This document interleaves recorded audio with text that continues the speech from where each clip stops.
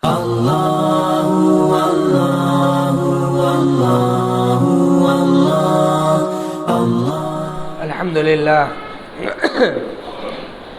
لله نحمده ونستعينه ونستغفره ونؤمن به ونتوكل عليه ونعوذ بالله من شرور أنفسنا ومن سيئات أعمالنا من يهده الله فلا مضل له ومن يضلل فلا هادي له ونشهد أن لا إله إلا الله وأشهد أن محمدا عبده ورسوله أما بعد فإن خير الحديث كتاب الله وإن خير الهدي هدي محمد صلى الله عليه وسلم وشر الأمور محدثاتها وكل محدثة بدعة وكل بدعة ضلالة وكل ضلالة في النار.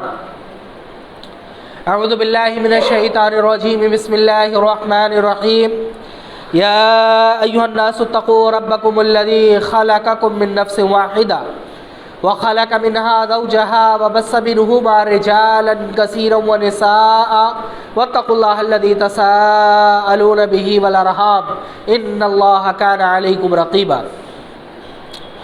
يا أيها الذين آمنوا اتقوا الله حق تقاته ولا تموتن إلا وأنتم مسلمون. يا أيها الذين آمنوا اتقوا الله وقولوا قولا سديدا يصلح لكم أعمالكم ويغفر لكم ذنوبكم ومن يطع الله ورسوله فقد فاز فوزا عظيما. وقال اليوم أكملت لكم دينكم وأتممت عليكم نعمتي ورضيت لكم الإسلام دينا. رب اشرح لي صدري ويسر لي أمري واحلل عقدة من لساني يفقهوا قولي رب زدني علما رب زدني علما رب زدني علما.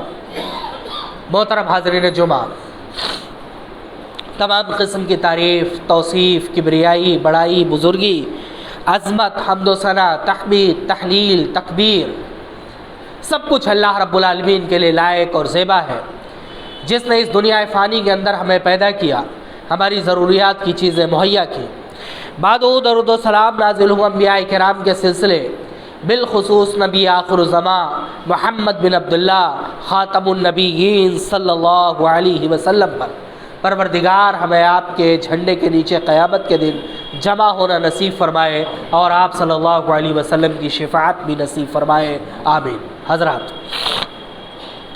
آج کے خطبہ جمعہ کے لیے جس موضوع کو منتخب کر کے ہمیں مکلف کیا گیا ہے وہ ہے فتنہ ارتداد. حضرات، ایک بہت بڑی حقیقت ہے اور تمام فتنے اسی حقیقت کے تابع ہیں، اور وہ حقیقت یہ ہے کہ جب ملت کا شیرازہ بکھر جاتا ہے، اجتماعیت ختم ہو جاتی ہے اور حکومت کی طاقت ہاتھ سے نکل جاتی ہے، تو کئی طرح کے فتنے جنم لینا شروع ہوتے ہیں، اور ان تمام فتنوں سے نپٹنے کے لیے کئی طرح کے لاہے عمل بنانے کی ضرورت ہوتی ہے. اور اگر ذرہ برابر اس سلسلے میں کوتاہی اور کمی کی جائے، مضبوطی سے ان فتنوں کے خلاف کھڑا نہ ہوا جائے، تو دھیرے دھیرے دھیرے دھیرے یہ فتنے ناسور کی صورت اختیار کر لیتے ہیں. میں موضوع کی وضاحت کی طرف آؤں اس سے پہلے نبی کریم صلی اللہ علیہ وسلم کی وفات کے بعد کھڑے ہوئے چند فتنوں کی طرف کچھ اشارہ کرنا چاہتا ہوں. نبی کریم صلی اللہ علیہ وسلم کی زندگی ہین حیات میں بھی جب آپ کی طبیعت خراب ہوئی اور عرب کے علاقوں میں یہ بات پھیلی کہ نبی کریم صلی اللہ علیہ وسلم بیمار ہیں، بنو ہاشم کی عمریں تقریباً اتنی ہوتی تھیں، آپ کے زمانے میں ہی نبوت کے فتنے کھڑے ہو گئے. مسیلمہ کذاب نے نبوت کا دعویٰ کیا، اسود انسی نے نبوت کا دعویٰ کیا. اسود انسی کو نبی کریم صلی اللہ علیہ وسلم کی زندگی میں قتل کر دیا گیا. مسیلمہ کذاب کا فتنہ بڑا فتنہ بن کر کے کھڑا ہوا. رسول اکرم صلی اللہ علیہ وسلم کی وفات ہوئی، ارتداد کرنے والوں کا ایک زبردست فتنہ کھڑا ہو گیا. نبی کریم صلی اللہ علیہ وسلم کی وفات ہوتے ہی مانعین زکوٰۃ ایک بڑا فتنہ بن کر کے کھڑے ہو گئے۔ ابھی یہ سارے فتنے کھڑے ہی تھے کہ رومی سرحدوں پر اسلام کے خلاف ہلچل مچنی شروع ہو گئی۔ اب ایسی صورتحال میں یہ سارے مسائل کیوں کھڑے ہوئے؟ جب تک نبی کریم صلی اللہ علیہ وسلم طاقت کے ساتھ مدینہ میں کھڑے تھے، تب تک نہ اسد انسی کو ہمت ہوئی، نہ مسیلمہ کذاب کو ہمت ہوئی، نہ مانعین زکوٰۃ کو ہمت ہوئی، نہ مرتدین کو ہمت ہوئی، اور نہ ہی رومی لشکر کو یہ ہمت ہوئی کہ سرحد کے قریب آئے۔ بلکہ اللہ کے رسول صلی اللہ علیہ وسلم ایک جنگ میں گئے بھی وہاں تک ٹھہرے رہے، ان میں سے کسی کی جرأت نہیں ہوئی کہ نبی کریم صلی اللہ علیہ وسلم کا مقابلہ کرنے کے لیے آئے۔ یہ سارے فتنے ایک ساتھ کھڑے ہوئے۔ آج ہم ہزار فتنوں کو روتے ہیں، ہزار تکلیفوں کو روتے ہیں، لیکن ایک بار ٹھنڈے دل سے غور کیجئے کہ ابھی کل نبی کریم صلی اللہ علیہ وسلم کی وفات کا غم جھیلنے والے صحابہ کرام، بالخصوص یار غار ابو بکر صدیق رضی اللہ تعالیٰ عنہ کی کیا حالت ہوئی ہوگی۔ ابھی نبی کریم صلی اللہ علیہ وسلم کو دفن کیا ہے، ایک تو وہ پیغمبر ہے، دوسرے آپ کے یار غار ہیں، کتنی محبت کرتے تھے۔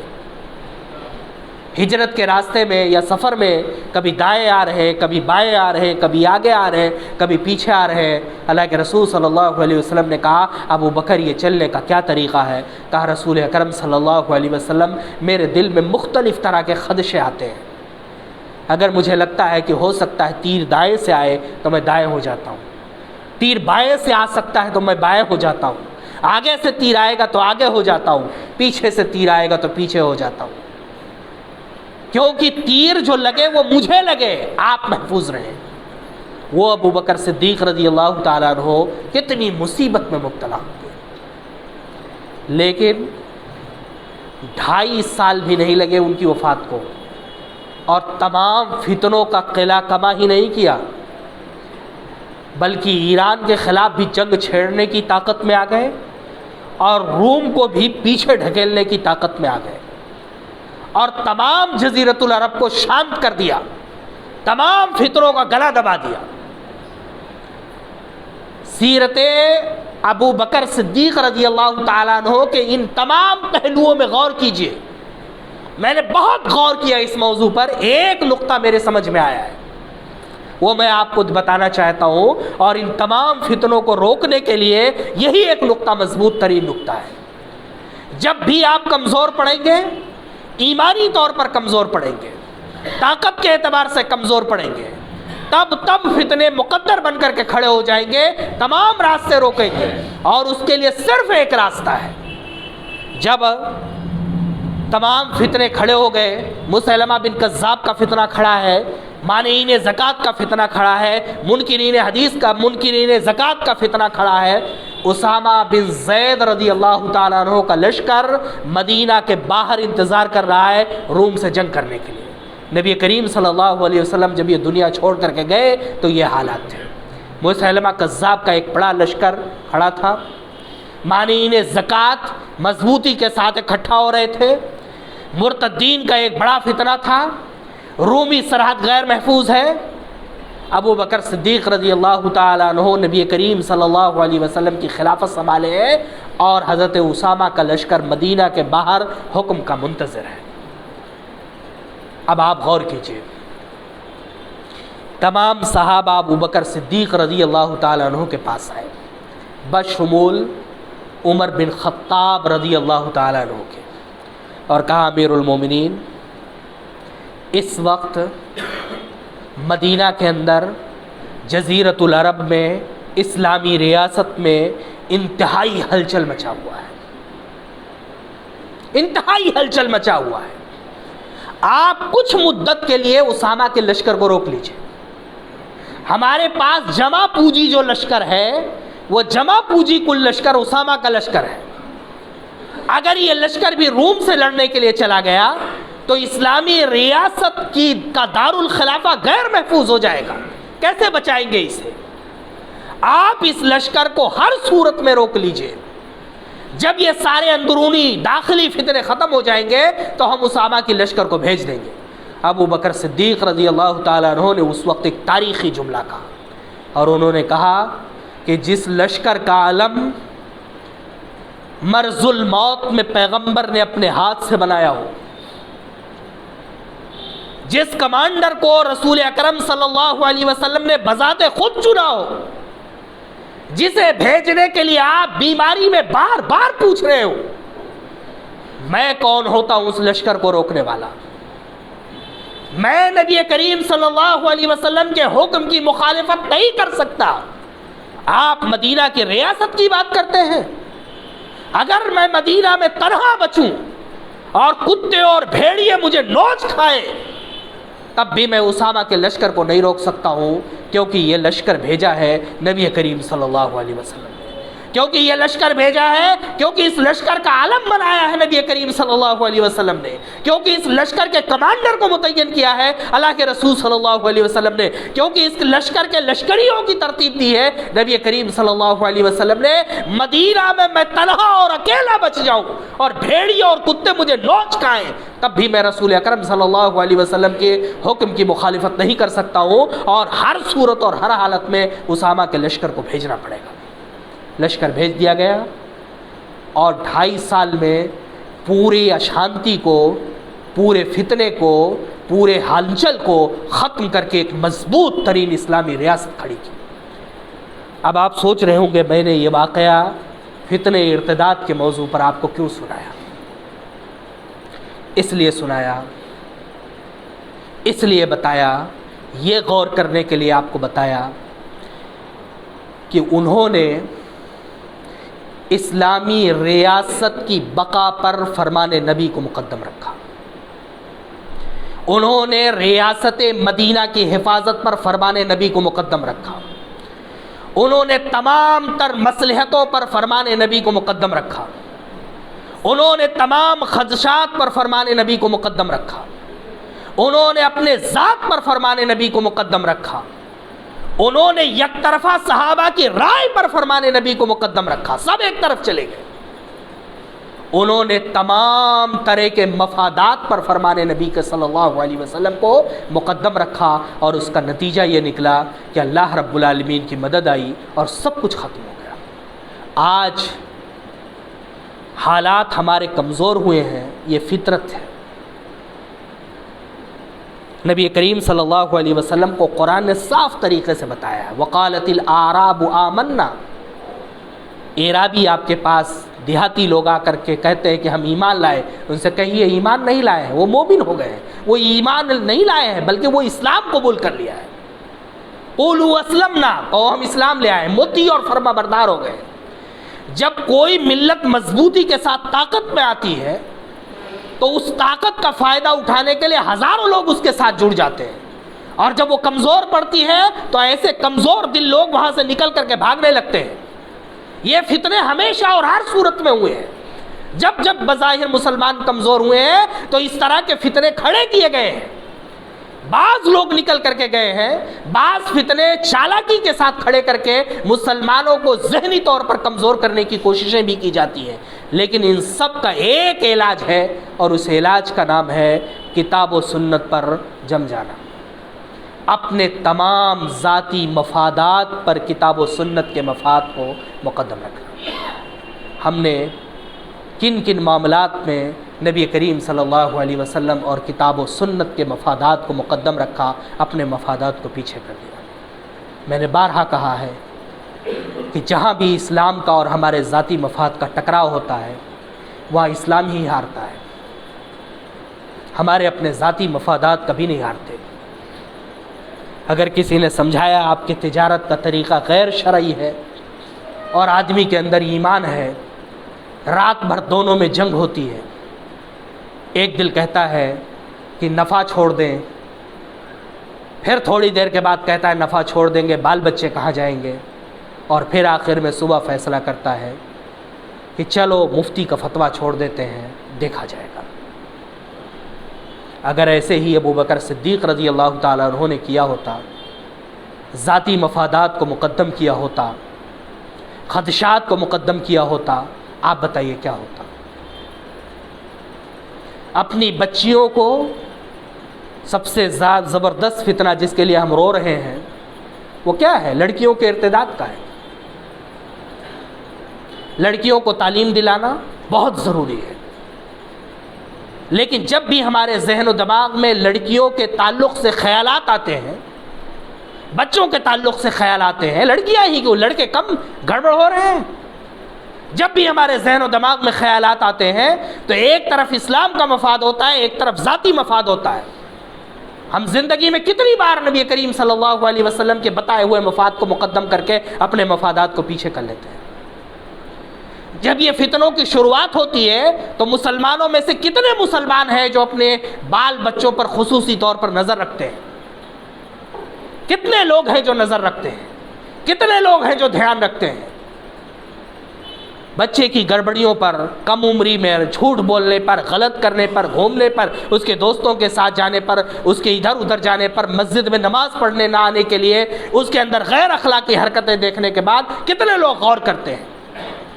حضرت حسن رضی اللہ تعالیٰ عنہ چھوٹے سے تھے، لڑک لڑک کے چلتے تھے، گھر سے نکلے، باہر نبی کریم صلی اللہ علیہ وسلم کے گھر کے باہر کھجوروں کا بڑا سا ڈھیر لگا ہوا تھا، اس میں سے ایک چھوہارا اٹھایا اور منہ کے اندر ڈال دیا۔ نبی کریم صلی اللہ علیہ وسلم کی نظر پڑی، آپ نے انگلی ڈال کر کے حلق سے وہ نکال کر کے پھینک دیا اور روتے ہوئے اس حسن سے کہا کہ میرے بچے، آل ہاشم پر صدقہ حرام ہے اور یہ صدقہ ہے۔ اور وہی حسن ہے، مسجد میں مسلم شریف کی روایت ہے، نبی کریم صلی اللہ علیہ وسلم نماز پڑھا رہے ہیں، پیٹھ پر بیٹھ گئے، تمام صحابہ پیچھے سجدے میں ہے، نبی کریم صلی اللہ علیہ وسلم نے سجدہ طویل کر دیا۔ صحابہ کو خوف اور ڈر ہوا، اتنا طویل کر دیا۔ ایک صحابی پیچھے سے اٹھ کر کے دیکھتے ہیں، یہ منظر دیکھتے ہیں۔ بعد میں نبی کریم صلی اللہ علیہ وسلم فرماتے ہیں کہ میں نے سمجھا کہ میرا صاحبزادہ میرے پیٹھ پر بیٹھ گیا ہے، وہ اپنی ضرورت پوری کر لے، پھر میں سجدے سے اٹھ جاؤں گا۔ آپ اندازہ لگائیے کہ فطری محبت کتنی شدید تھی، لیکن جہاں اسلام کا مفاد آیا، انتہائی محبت کرنے والا وہ پیغمبر اپنے نواسے کے حلق میں انگلی ڈال رہا ہے اور کھجور کا وہ ٹکڑا نکال کر کے پھینک دیتا ہے اور کہتا ہے کہ ہم بنو ہاشم پر صدقہ حرام کیا ہے اللہ رب العالمین۔ ہم نے اپنے آل و اولاد، ہم نے اپنے بچوں، ہم نے اپنے خاندان، ہم نے اپنے جاننے والوں کے حلق میں کتنی بار انگلیاں ڈالی، ہم نے انہیں کتنی بار روکا، ہم نے اول مرحلے میں کتنی بار انہیں سمجھانے کی کوشش کی کہ میرے پیارے بچوں، جو مذہب ہمارے پاس ہے یہ دنیا کا سب سے قیمتی مذہب ہے، یہی پسندیدہ اللہ رب العالمین کا مذہب ہے۔ عزت، مقام، مرتبہ دنیا اور آخرت دونوں میں اسلام کے علاوہ کہیں نہیں ملنے والا ہے۔ مسلمان گھر میں پیدا ہونے کے بعد، اسلامی معاشرے میں رہنے کے بعد، کتاب و سنت کا دم بھرنے والے کے بعد، کوئی لڑکا، کوئی لڑکی، کوئی مرد، کوئی عورت دنیاوی مفادات کے لیے، چند عیاشیوں کے لیے یا کسی اور مفاد کے لیے اسلام چھوڑ دیں؟ کیا راسخ کیا ہم نے اس کے دل میں؟ صحابہ کرام نے اپنی اولاد کی کیسی کیسی تربیت کی تھی۔ آرو سے چیر دیا گیا، جلتے ہوئے تیل میں کھولا دیا گیا، فصیلوں سے دھکا دے کر کے زمین پر گرا دیا گیا، لیکن زبان سے ایک ہی کلمہ نکلا، لا الہ الا اللہ محمد رسول اللہ۔ حضرت بلال حبشی رضی اللہ تعالیٰ عنہ مکہ کی گلیوں میں گھسیٹے جا رہے ہیں، پیٹھ پر پتھر رکھا ہوا ہے، زمین پر تپتے ہوئے انگارے ان کی چربی سے بجھ گئے، لیکن زبان سے احد احد کے علاوہ کوئی لفظ نہیں نکلا۔ خاندان آل ہاشم، خاندان آل یاسر، ماں شہید کر دی گئی، بیٹوں کی زندگی میں وہ انقلاب لایا گیا، وہ مصیبتیں مبتلا کی گئی، وہ حالات پیدا کیے گئے کہ رسول اکرم صلی اللہ علیہ وسلم کی آنکھوں سے آنسو آ گئے اور کہا، اے آل ہاشم، اے آل یاسر، صبر کرو، تم سب ایک ساتھ جنت میں ہوگے۔ لیکن ان کے ایمان میں تذبذب نہیں آیا، ان کے ایمان میں گڑبڑی نہیں آئی۔ ہم نے اپنی اولاد کی کیسے تربیت کی ہے، انہیں اسلام کی عظمت دلوں میں کیسے بیٹھایا ہے، کیسے وہ اسلام چھوڑ رہے ہیں۔ ہم نے کیا کیا کہ ہم نے توحید پر مقدم کر دیا اپنے ذاتی مفادات کو۔ انہوں نے دیکھا کہ اسلام قبول کرنے کے بعد ہمارے والدین جھوٹ بولتے ہیں، اسلام قبول کرنے کے بعد ہمارے والدین بے ایمانی کرتے ہیں، ہمارے والدین چوری کرتے ہیں۔ بچے کہنے سے زیادہ دیکھنے اور سننے پر عمل کرتے ہیں۔ انہوں نے دیکھا کہ ہمارے والد مسجد کا رخ نہیں کرتے ہیں، انہوں نے دیکھا کہ ہمارے والدین دین کے معاملے میں کچھ بھی عمل نہیں کرتے ہیں۔ ظاہر سی بات ہے بچپن سے ان کے دلوں میں شیطان نے قبضہ کر لیا، بچپن سے ان کے دلوں میں شیطان کا بسیرا ہو گیا، اور آگے چل کر کے وہ لوگ اسلام کے خلاف ہو گئے اور اسلام چھوڑ دیا۔ تجارت میں، کاروبار میں اتنا آگے نکل گئے، اتنا آگے نکل گئے کہ ہم نے کبھی پلٹ کر کے اپنی آل و اولاد کو دیکھا ہی نہیں۔ نبی کریم صلی اللہ علیہ وسلم نے فرمایا کہ انسان کے اندر شیطان اس کے شہ رگ میں دوڑنے والے خون کی طرح دوڑتا ہے۔ جب بھی وہ تنہا ہوتا ہے، جب بھی وہ اکیلا ہوتا ہے، جب بھی اس کو کوئی پوچھنے والا نہیں ہوتا ہے، تو اس کے ذہن و دماغ میں بری طرح سے خیالات آتے ہیں، اور ایسی صورت میں اسے ہر پیار کرنے والا، دو میٹھے لفظ بولنے والا، اچھی طرح سے اس کا دھیان کرنے والا اسے فرشتہ معلوم ہوتا ہے، کیونکہ والدین غلطی کرتے ہیں اور اپنے بچوں کو وہ محبت نہیں دیتے ہیں جو محبت انہیں چاہیے۔ بچے پیسے سے زیادہ اپنے والدین کے دست شفقت کو چاہتے ہیں۔ والد بھی مشغول ہے، والدہ بھی مشغول ہے، دادا بھی مشغول ہے، دادی بھی مشغول ہے، 4 دن بچوں کو وقت نہیں مل رہا ہے، پھر وہ اس پیار کو ڈھونڈنے کے لیے، اس شفقت کو ڈھونڈنے کے لیے کہیں اور کا سفر اختیار کرتے ہیں۔ نبی کریم صلی اللہ علیہ وسلم نبوت کی ذمہ داری کو سنبھالنے، مدینہ کی ریاست کی ذمہ داری کو سنبھالنے کے باوجود بھی اپنے آل و اولاد کے لیے اتنی زیادہ خیال رکھتے تھے کہ گھر میں جا کر کے آٹا گوندھ دیتے تھے، اپنے جوزا کے گھر میں جا کر کے جھاڑو دیتے تھے، جوتے ٹانکتے تھے، اور ان سب کے باوجود اپنی بیٹی حضرت فاطمہ رضی اللہ تعالی عنہ کے گھر اکثر جاتے تھے، ان کے حالات پوچھتے تھے، ان کے گھر میں بیٹھتے تھے، کھانا کھاتے تھے، انہیں دعائیں دیتے تھے، ان کے حالات پوچھتے تھے۔ چھوٹے چھوٹے بچے جو ان کے نواسے تھے، ایک کے کندھے پر حسن کو اور ایک کندھے پر حسین رضی اللہ تعالی عنہما کو بیٹھا کر کے گھومتے رہتے تھے۔ ہم میں سے کس کے پاس اتنی مشغولیت ہے جتنی مشغولیت رسول اکرم صلی اللہ علیہ وسلم کے پاس تھی؟ زندگی کے ایک لمحے بھی خالی نہیں تھے۔ ہزاروں صحابہ مدینہ میں ہیں، ان کی تربیت کرنی ہے۔ ہر 5 منٹ 7 منٹ میں کوئی نہ کوئی آ کر کے پوچھتا ہے کہ اس مسئلے میں کیا حکم ہے۔ وہی کا سلسلہ جاری ہے۔ ایک بار وہ آ گئی، 40 30 40 25 20 صحابہ کو بیٹھا کر کے آپ کتابت کروا رہے ہیں۔ اس وحی کی حفاظت کرنی ہے، مدینہ کے ریاست کی حفاظت کرنی ہے، پوری مملکت اسلامیہ کی حفاظت کرنی ہے، لشکر ہے ان کی قیادت کو دیکھنا ہے۔ ان سب کے باوجود اتنا مضبوط تھے کہ اپنی بیٹی، اپنے نواسے، اپنے خاندان کے ایک ایک فرد کی خبر گیری کرتے تھے۔ عصر کی نماز پڑھ کر کے اپنے تمام جوزا کے پاس جاتے تھے اور وہاں بیٹھتے تھے، ہر ایک سے پوچھتے تھے۔ یہی وجہ تھی کہ رسول اکرم صلی اللہ علیہ وسلم قدم قدم پر سب کو سنبھال رکھا تھا۔ صحابہ کرام میں سے حضرت عمر بن خطاب رضی اللہ تعالیٰ عنہ کو پڑھیے، عبداللہ بن عمر کی شادی کی، دوسرے دن جا کر کے اپنی بہو سے پوچھا کہ وہ میرے بیٹے کو آپ نے کیسا پایا؟ انہوں نے کہا بہت نمازی ہے، بہت نیک ہے۔ کہا میں وہ نہیں پوچھتا ہوں، میں نے آپ کی شادی کروائی ہے، میں اطمینان کرنا چاہتا ہوں، یہ میری ذمہ داری ہے۔ اندازہ لگائیے کون؟ عمر بن خطاب، جو تہائی دنیا کا مالک ہے، شام کو کھانا کھاتا ہے تو پورے مملکت اسلامیہ کے گورنروں کے حالات کو جاسوسوں سے سن لینے کے بعد، جس کا یہ دعویٰ تھا کہ اگر بصرہ کی پگڈنڈیوں پر چلنے والے کھچر کا پیر پھسل گیا تو قیامت کے دن اللہ رب العالمین عمر بن خطاب کو پکڑے گا کہ کیوں پیر پھسل گیا، تم نے سڑک کیوں نہیں بنوایا؟ جس کا دعویٰ یہ تھا کہ اگر میں کھانا کھا کر کے سو گیا اور پوری ریاست میں ایک بھی آدمی بھوکا رہ گیا تو قیامت کے دن اللہ رب العالمین کے پاس مجھے جواب دینا پڑے گا۔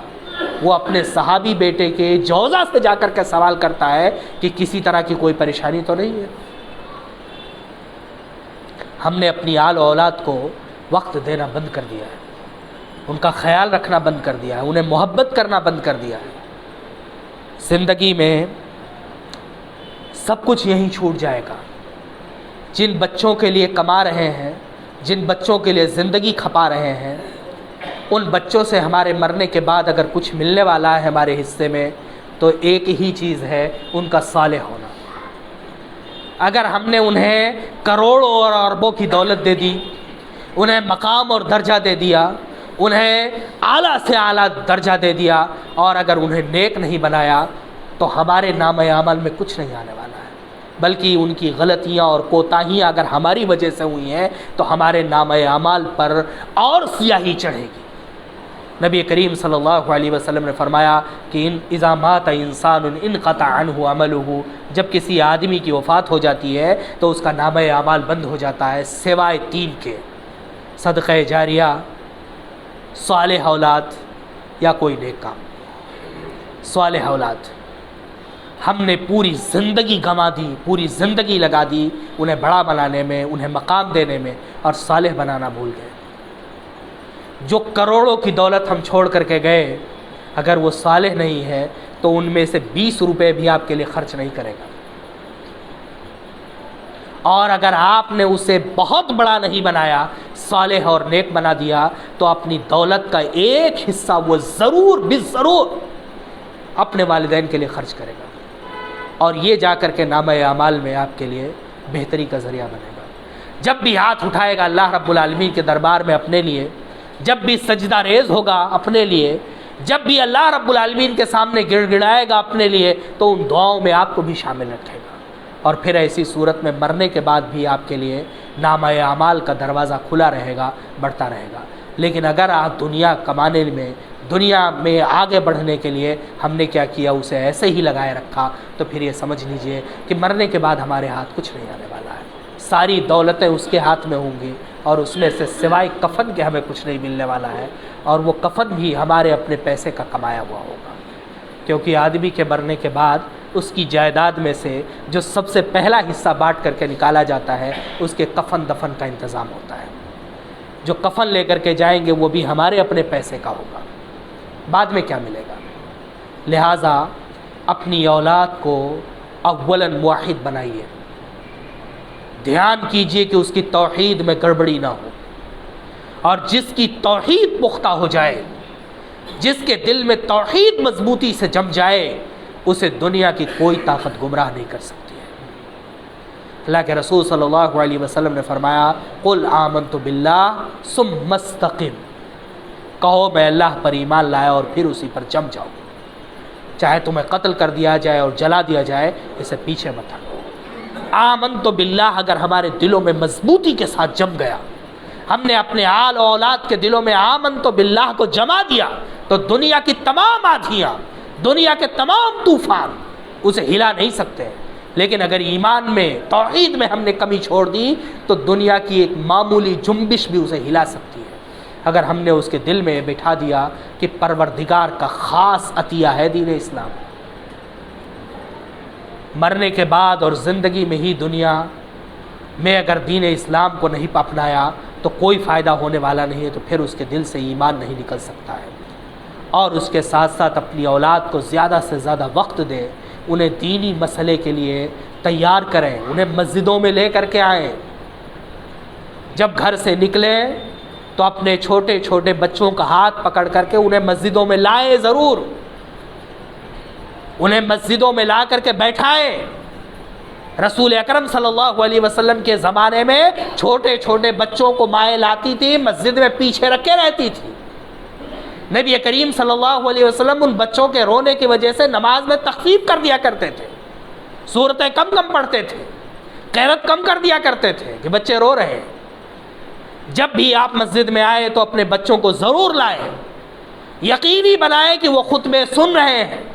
گھر جا کر کے ان سے سوال کیجئے کیا سنا، ان سے پوچھئے جو نہیں سمجھ پائے، جو نہیں جان پائے، اس کی تشریح کیجئے، انہیں وقت دیجئے، بچپن سے ان کے دل میں اسلام کی عظمت کو بیٹھائیے، بچپن سے ان کے دل میں ایمان کی عظمت کو بیٹھائیے، بچپن سے ان کے دل میں رسول اکرم صلی اللہ علیہ وسلم کی محبت کو جاگزی کیجئے، پھر آپ سمجھ لیجئے کہ دنیا کا کوئی طوفان انہیں ہلا نہیں سکتا ہے۔ اور اگر اس کے باوجود بھی ہل گئے تو پھر ابراہیم کا باپ بھی ابراہیم کے راستے پر نہیں آیا، کیا بگڑا؟ نوح کا بیٹا نوح کو نہیں قبول کیا، کیا بگڑا؟ لیکن حجت پوری ہونے کے بعد 2-4 لوگوں کے اسلام چھوڑ دینے سے، 2-4 لوگوں کے اسلام سے نکل جانے سے اسلام کا کچھ بگڑنے والا نہیں ہے۔ لیکن ہمیں محنت اور کوشش کرنی ہے کہ ہماری کوتاہی، کمی اور خامی کی وجہ سے ایک بھی ہمارا شخص نکل کر کے دائرے اسلام سے نہ جائے، اور اس کا ایک ہی راستہ ہے، ہر کوئی اپنی اولاد کے لیے مضبوطی کے ساتھ جم جائے، اسے دین سکھائے۔ اگر وہ خود نہیں سکھا سکتا ہے تو اپنے مال میں سے ایک حصہ اس کے لیے مخصوص کرے، علماء رکھے، علماء کی مجلسوں میں بٹھائے اور اسے دین ضرور سکھائے، بچپن سے دین اس کے دل میں پیوست کر دے، انشاءاللہ کوئی طاقت اسے راہ راست سے نہیں ہٹا سکتی ہے۔ وآخر دعوانا الحمدللہ رب العالمین۔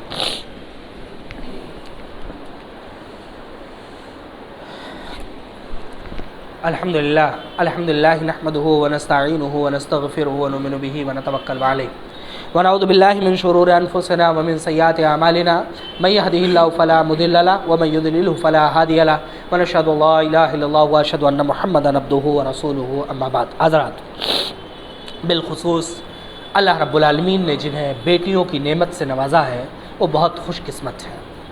نبی کریم صلی اللہ علیہ وسلم کے قول کے مطابق اگر 1، 2 یا 3 بیٹیاں ہیں کسی کے پاس اور ان کی اعلیٰ تربیت کی اور ان کی شادی کر دی تو وہ اور نبی کریم صلی اللہ علیہ وسلم جنت میں ایسے ہی ہوں گے جیسے دونوں انگلیاں ہیں۔ لہٰذا بیٹیوں کے والدین سے خصوصی طور پر یہ گزارش ہے کہ اپنی بیٹیوں کی تربیت کے لیے انتہائی محنت اور کوشش کریں۔ ایک اسلام کا مسئلہ ہے، دوسرے ہماری عزت و آبرو کا مسئلہ ہے، اور تیسرا جو بڑا اہم مسئلہ ہے کہ یہ ہماری نفسیاتی کمزوری کا ذریعہ بن رہا ہے۔ 1-2 ایسے فتنوں کو اتنی مضبوطی سے اچھالا جاتا ہے کہ مسلمانوں کی صفوں میں مایوسی در آتی ہے، لوگ مایوسی کے دلدل میں پھنس جاتے ہیں، اور ہمارے خطبہ حضرات بھی اسے بڑا بنا کر کے پیش کرتے ہیں، ایسا لگتا ہے کہ واقعی سب ہی مرتد ہو رہے ہیں۔ ایسا نہیں ہے، لیکن والدین جو ہیں بیٹیوں کے، ان کی ذمہ داری 2 چند ہے۔ بچپن سے اسے پردے کا پابند بنائیے، بڑی کم عمر سے اسے دوپٹے کی عادت ڈالیے، اور دوپٹے کی عظمت کو اس کے دل میں ایسے بیٹھائیے کہ دنیا کے طوفان بھی اسے ہلا نہ سکے۔ اسے ایسے مضبوطی کے ساتھ اسلام کے ساتھ جوڑیے کہ دنیا کی طاقتیں بھی اسے ہلا نہ سکیں۔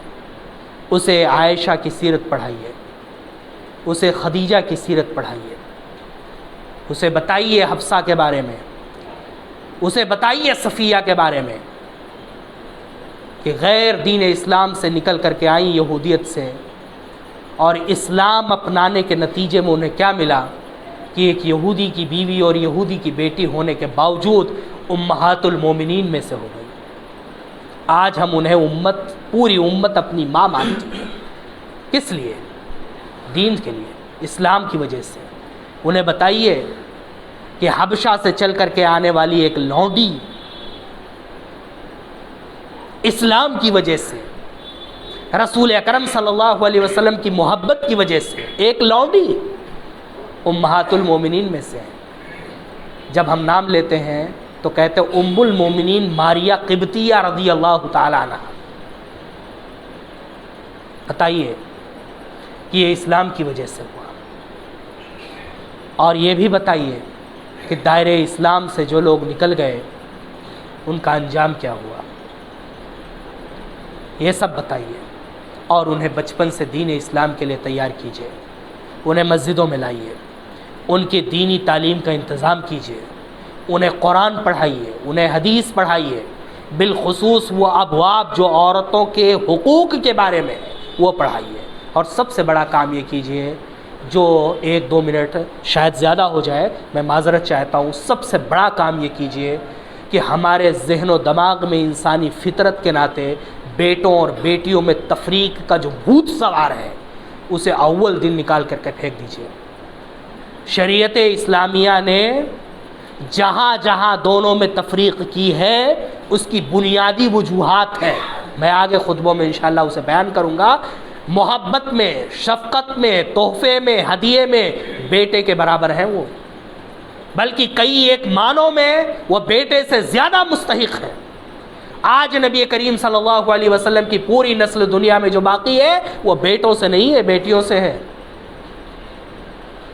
اور رسول اکرم صلی اللہ علیہ وسلم فاطمہ سے جو محبت کرتے تھے اس کا تصور تک نہیں کر سکتے ہیں۔ پیغمبر اپنی مسرت چھوڑ کر کے اپنی بیٹی کے لیے سر پر دوڑ پڑتا تھا۔ یہ بھوت جو ہمارے ذہنوں میں سوار ہے اسے جتنے جلدی اپنے ذہنوں سے نکال دے، اور ایسی تفریق جس سے بیٹیوں کو یہ احساس ہو جائے کہ میرے والدین میرے بیٹی ہونے کے ناطے، مجھے عورت ہونے کے ناطے میرے ساتھ تفریق کر رہے ہیں، یہی چیز آگے چل کر کے ان کے اسلام سے بدزنی کا سبب پیدا ہوتا ہے۔